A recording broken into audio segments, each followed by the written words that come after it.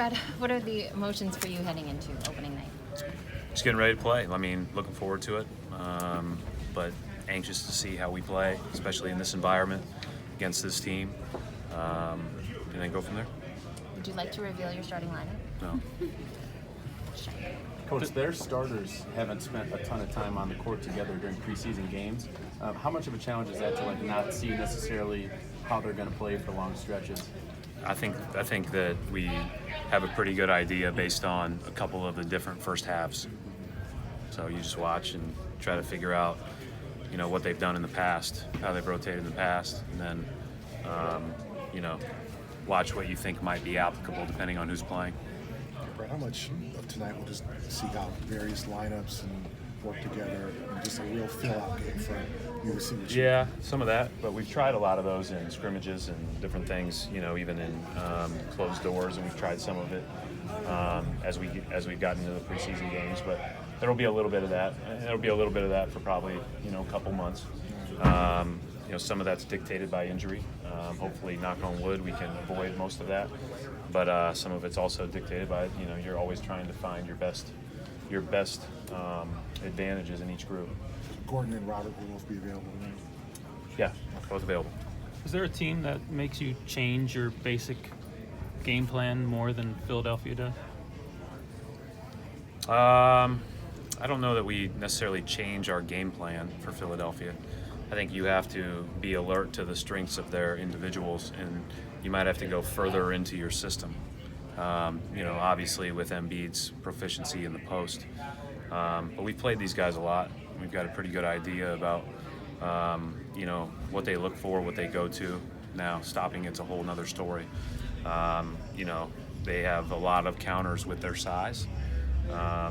And we'll just try to, be as good as we can with our speed. Does the fact that Al is there now inside their meeting rooms talking to their coaches change the We're doing a lot of strategy new at all? things. Yeah. Is that Especially on offense. So I'd say defensively, a lot of us play pretty similar. Offensively, we're doing a much different system than we played last year. Where are you at as far as changing your side, like getting to the rim, getting to the line more? Do you feel like after a preseason of seeing that, do you feel like you've changed dramatically in that, or is it still a work in progress? You can look. I think the best way to do is just go by the stats, whatever the stats say. I haven't even looked at it because I feel like we're heading in a good direction. Inevitably teams are trying to take away threes and layups too, so it's not as easy as just dropping your head and driving and getting to the foul line or getting layups. There's a lot of people waiting for you oftentimes. These guys do a great job of protecting the paint, sinking on drives, and you're going to have to make plays and second drives and extra passes to get a good look. And so that's part of it, but we've done a good job thus far of seeking great shots. And so hopefully we'll continue to do that. How much is JJ not being there? How does that affect what you present? It's an interesting question. I think they ran so much for JJ and Joel in a two-man game. That changed a little bit when Jimmy came last year, and they ran a ton more of high pick and roll for Jimmy than probably they have. Probably would guess more high pick and roll in 3 months than they have in 2 years. But those guys were really good players. There's a reason why they were putting those guys in those actions. They'll do some of that with Tobias, I'm sure, some of that with Josh, I'm sure. Those guys are really good as well. And then, Al gives them a different dynamic because, he'll be guarded by smaller guys a lot. Coach, you alluded to your guys' speed, and Brett Brown just said that he has an appropriate fear for his bigs facing off against the speed you guys bring to the table.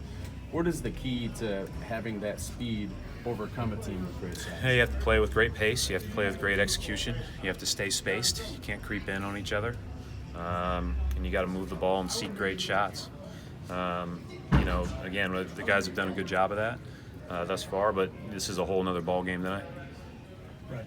When teams face size, they have a tendency to, especially after they've been blocked a couple times, to start pulling up mid-range shots. How do you avoid falling into that trap? Well, again, there might be a time in a possession part of the game where that's the best shot we can get. If it's under 6 on the clock and that's what we get. That's better than getting blocked at the rim. I think that's really important, or turning it over, obviously, because you can get back and set your defense. But I think the you know, we're just going to try to keep working until we can do that. I mean, we're going to have to move them around. If you don't move them around, they're too big.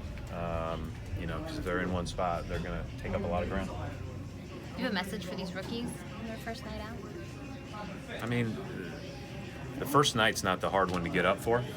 You know, you'll save some of those for January. But I think you know, just go out there and do your job as well as you can. That's easier said than done.